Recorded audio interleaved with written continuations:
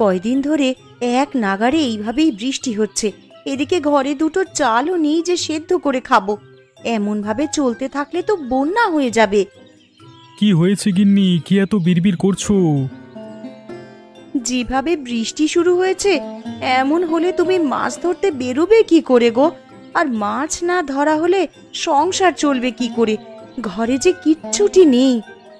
আরে আমিও তো সেটাই ভাবছি গিন্নি, এভাবে বর্ষা বাদলা চলতে থাকলে তো না খেয়ে মরতে হবে আমাদের সবাইকে। কাল বিল থেকে দুটো কলমি লতা তুলে এনেছিলাম, কাল কিছুটা রান্না করেছি আর আজকের জন্য রেখেছি, কিন্তু ঘরে যে কোনো চাল নেই যে রান্না করব। আশেপাশে দুই এক বাড়িতে গিয়ে একটু খোঁজ নিয়ে দেখো। আজকে আকাশটা মেঘলা হয়ে আছে, কিন্তু বৃষ্টি শুরু হয়নি এখনো।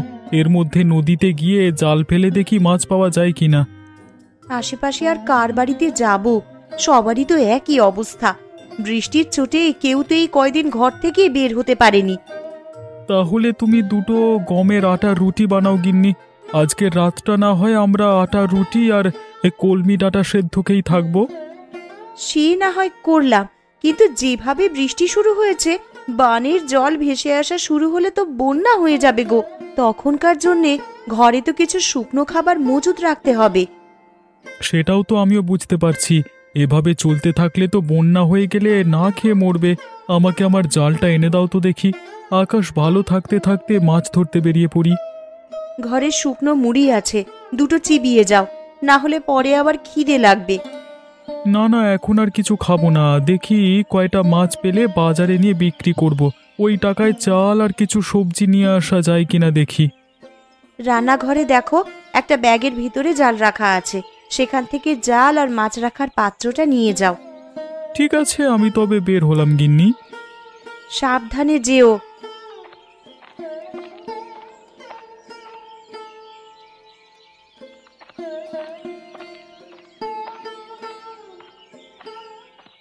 হায় হায় হায় হায়, কি হলো আমার? জমিতে যে জল জমতে শুরু করেছে। কিছুদিন হলো কেবল ধান তুলেছি, এখন জল জমলে যে আর গাছগুলো বাঁচবে না, সব জলের নিচে পচবে।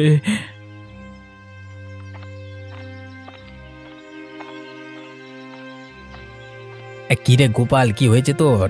এভাবে আহাজারি করছিস কেন? দেখো না হারান দাদা, এই কদিনের বৃষ্টিতে আমার জমিতে জল জমেছে। আজকেও তো আকাশ মেঘলা হয়ে আছে, যে কোনো সময় বৃষ্টি নামতে পারে। এভাবে চলতে থাকলে তো জমি জলের নিচে তলিয়ে যাবে। আমিও তো আমার জমি দেখে এলাম, আমার জমিতেও তো জল জমছে রে গোপাল, বুঝতে পারছি না কি করব। এমনিতেই বৃষ্টির জন্য মানুষের আয় রোজগারের পথ বন্ধ হয়ে আছে কদিন ধরে। তার উপর আমাদের চাষিদের যদি এই অবস্থা হয়, তাহলে মানুষ খাবে কি আর বাঁচবে কি করে? এখন থেকেই আমাদের আগাম প্রস্তুতি নিয়ে রাখতে হবে, নাহলে পরে আমাদের বিপদে পড়তে হবে। আমরা গরিব চাষাভুষো মানুষ, আমাদের নিজেদের জমানো তো তেমন টাকা পয়সা থাকে না। যা থাকে জমির কাজে লাগিয়ে দিই ফসলের আশায়। তা তুই ঠিকই বলেছিস গোপাল, আমরা তো ফসলের আশায় কত কি বিসর্জন দিই, আর শেষকালে যদি ফসলের এমন হাল দেখি, তাহলে তো আমাদের আর চাষবাস করবার ইচ্ছেটাই মরে যাবে। এক কাজ করলে কেমন হয় দাদা? কি কাজ? আমরা যদি সেচে জমির জল সব বাইরে ফেলে দিই, তাহলে কেমন হয় বলো তো? তুই খেপেছিস নাকি রে গোপাল? এই এত জল কি সেচে শেষ করা সম্ভব? কি করব বলো, জমির এমন হাল দেখে মাথায় যা আসছে তাই বলে ফেলেছি। বিপদের সময় এমন অস্বাভাবিক চিন্তা মাথায় আসে, কিন্তু তাই বলে তো আর বোকার মতো সেটা করতে গেলে হবে না। তাহলে এখন আমরা কি করব দাদা? কি আর করব, আকাশ পানে চেয়ে থাকা ছাড়া কোনো উপায় নেই। আকাশে রোদ উঠলে এই জল শুকিয়ে যাবে, তখন আবার ফসল বোনা যাবে যদি এগুলো নষ্ট হয় তো। আবার ফসল বুনবার মতো সামর্থ্য এখন আমার নেই দাদা। আর তাছাড়া আকাশের যা হাবভাব দেখছি, তাতে করে মনে হয় না এই বৃষ্টি এত সহজে যাবে। সে পরে দেখা যাবে, এখন এখানে বিলাপ করে লাভ নেই, চল বাড়ির দিকে যাই আমরা।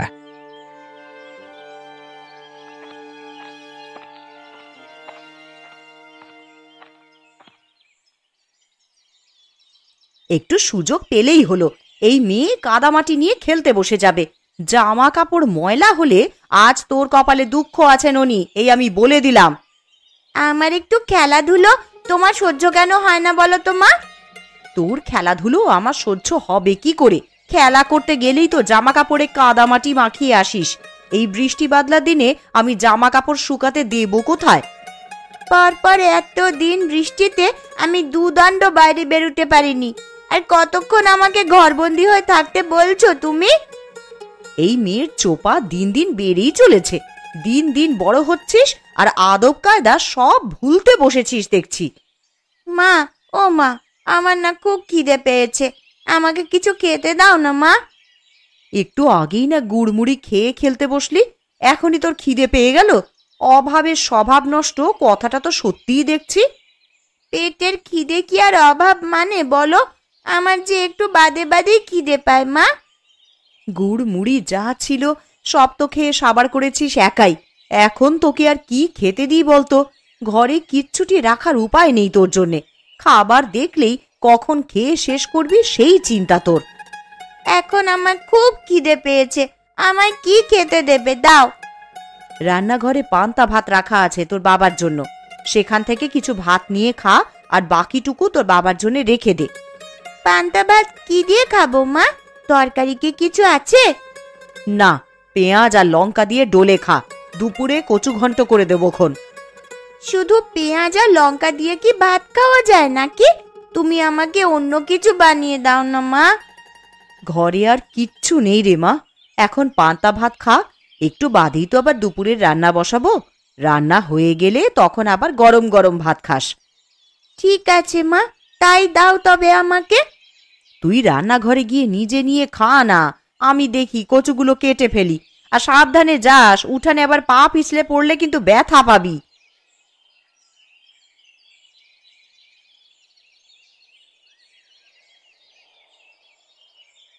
লোকটাকে সেই কখন থেকে খেতে ডেকে এসেছি, এখনো আসার নাম নেই। আর এইদিকে যে খাবারগুলো সব ঠান্ডা হয়ে যাচ্ছে। কই গো, সকালের খাবার খাওয়া লাগবে না নাকি তোমার?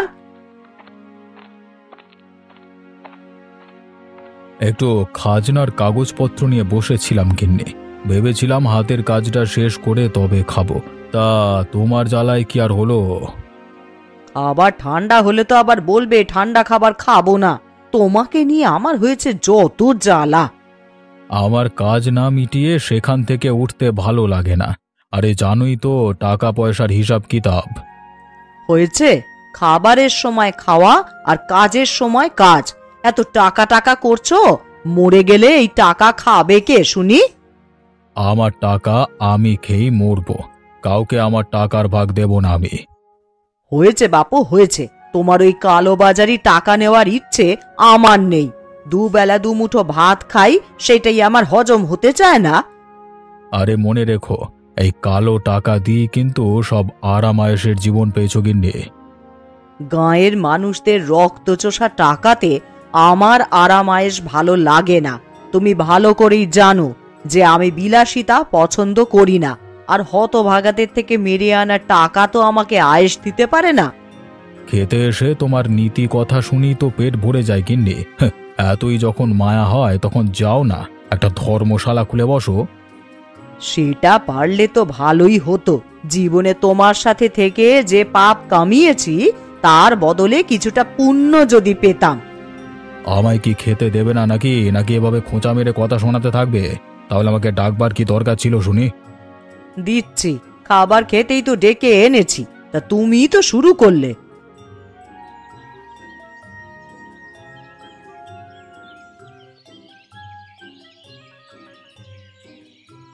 ননি, ও ননি, একবার এদিকে আয় তো মা।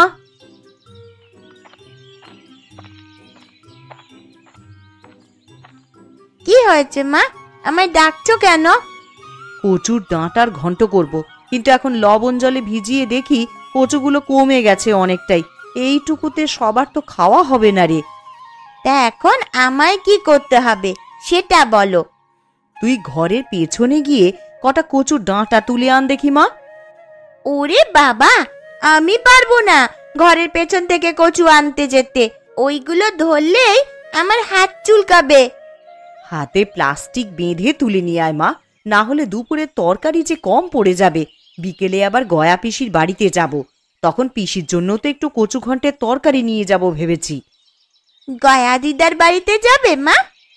হ্যাঁ রে মা, অনেক দিন হলো পিসির দেখা নেই, তা তাই ভাবছি একবার গিয়ে দেখা করে আসি। বেশ, তাহলে আমিও যাব। আমি এক্ষুনি কচুর ডাঁটা তুলে আনছি মা।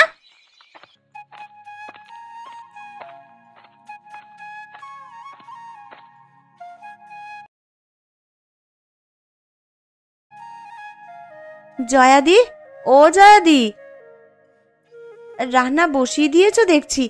আমার তো এখনো কিচ্ছু করা হলো না গো। আরে কমলা যে, আয় বস এখানে।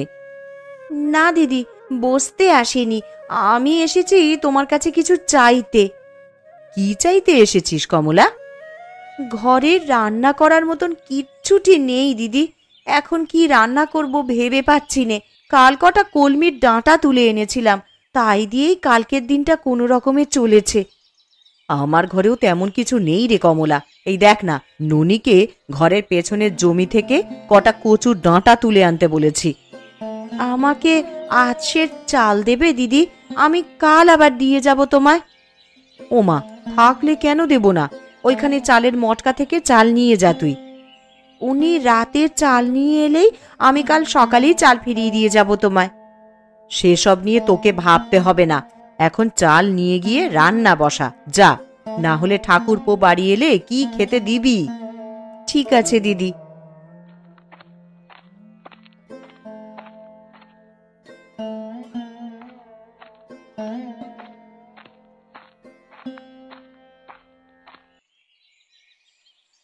আজ 2 দিন হয়ে গেল বাড়ির বাইরে কোথাও যেতে পারছি না। এইভাবে জলবন্দি হয়ে কি থাকা যায় নাকি? ঠিক মতো 2 দিন রান্না খাওয়াও হচ্ছে না।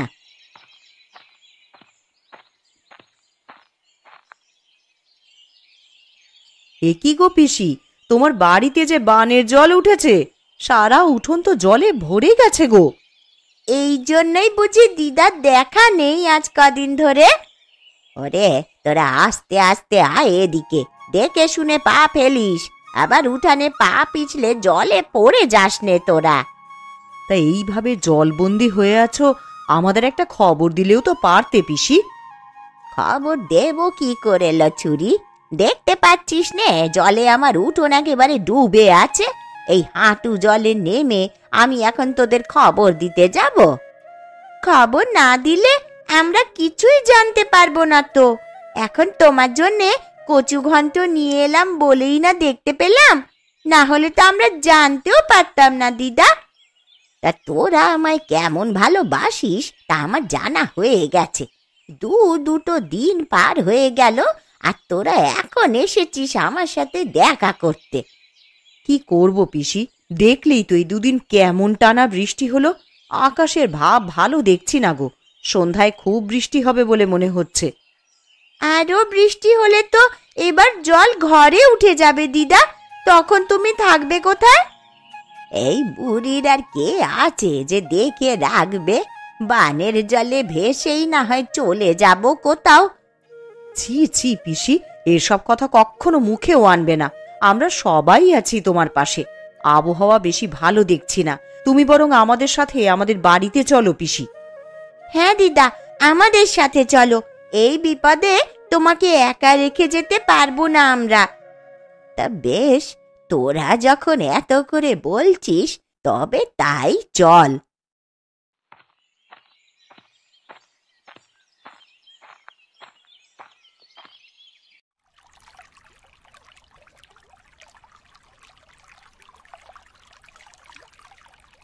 ভাগ্যিস কিছু শুকনো খাবার এনেছিলে, না হলে তো আমাদের দুর্ভোগের শেষ ছিল না।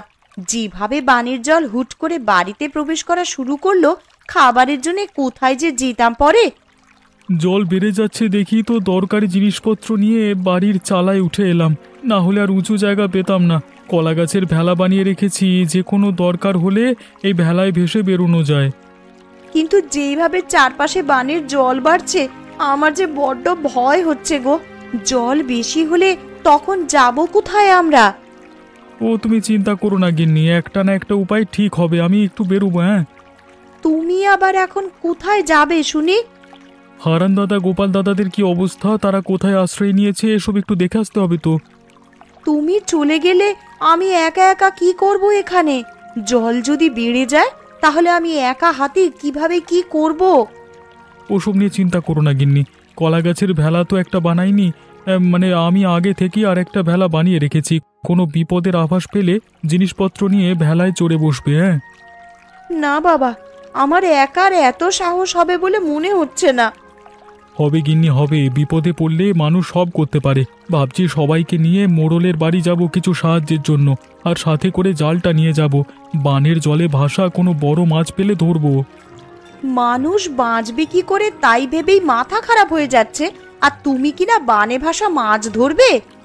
হ্যাঁ গো হ্যাঁ গিন্নি, যদি ভালো মাছ পাই তবে আমরা সবাই মিলে সেটা তো খেতে পারবো। কারোর কাছেই যে খাবার জিনিস তেমন কিছু নেই। তা তুমি ঠিকই বলেছ। এই সময় তো নদী নালা সব ডুবেছে, বড় বড় মাছ এখন বানে ভেসে আসবে। আমি জালটা নিয়ে একটু ঢু মেরে আসি, আর দেখে আসি সবার কি অবস্থা। ঠিক আছে, সাবধানে যেও, আর তাড়াতাড়ি ফিরে আসবে কিন্তু। ঠিক আছে গিন্নি।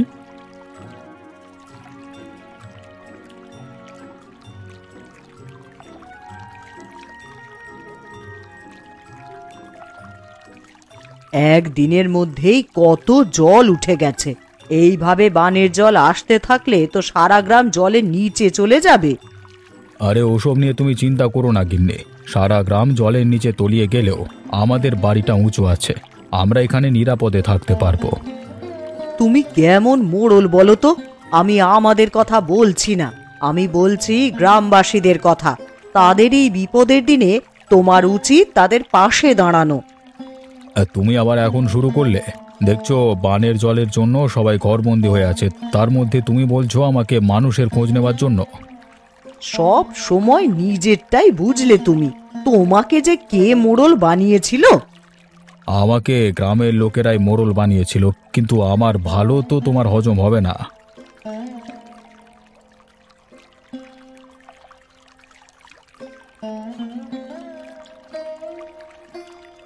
মোড়ল মশাই, মোড়ল মশাই বাড়িতে আছেন নাকি? একবার বাইরে আসুন তো, আমরা সবাই আপনার সাথে কিছু পরামর্শের জন্য এসেছি। আমি দোতলার ওপরে এখানে, গোপাল তোমরা ওপরে তাকাও। আপনি আমাদেরকে একটু সাহায্য করুন না বাবু, না হলে তো সবাই না খেয়ে মারা পড়বো। কি সাহায্য করবো আমি তোমাদের? আপনার কোষাগার থেকে যদি আমাদের কিছু চাল এবং আঠা দিয়ে সাহায্য করতেন তবে সবাই পেটের খিদে নিবারণ করতে পারতাম। আমার কোষাগারে যা খাদ্যশস্য জমানো আছে সেগুলো তো আমার ব্যবহারের জন্য জমানো আছে, সেখান থেকে তোদের দিলে আমি চলবো কি করে? কিন্তু আমরা যে সবাই খুব দুর্দশার মধ্যে দিয়ে যাচ্ছি বাবু। আমার ঘরে চাল নেই, তরকারি নেই, শুকনো মুড়ি চিবিয়ে দিন কাটাচ্ছি। ওই ঢের ভালো তোদের জন্য, আমি সেভাবে কিছু দিতে পারবো না তোদের, নিজেরটা নিজেরাই জোগাড় করে নে। ঠিক আছে বাবু, আমরা তাহলে আসি এখন।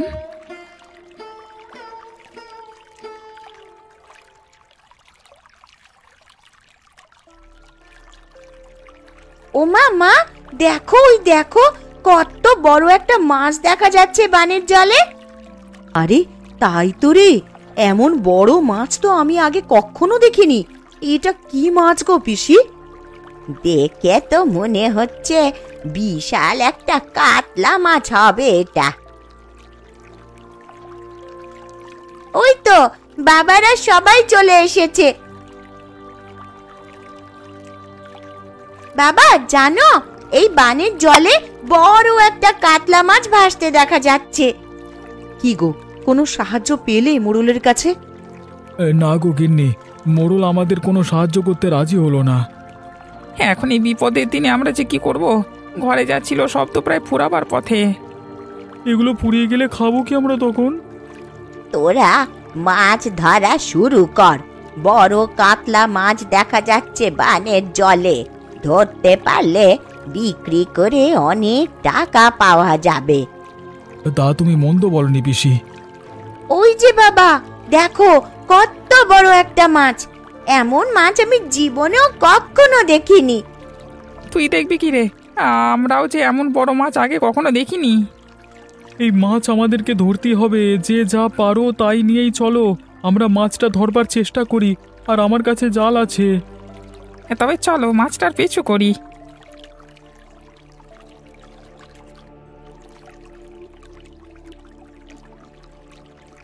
কিরে, তোরা সবাই মাছ ধরবার সরঞ্জাম নিয়ে কোথায় চলেছিস?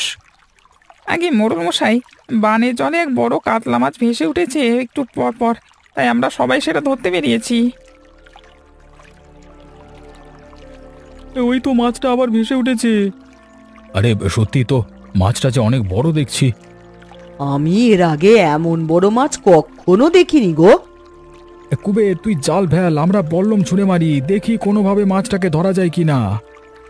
ধরা যাবে মানে? এক্ষুনি ধরে ফেলবো, আমি এই জাল ফেললাম।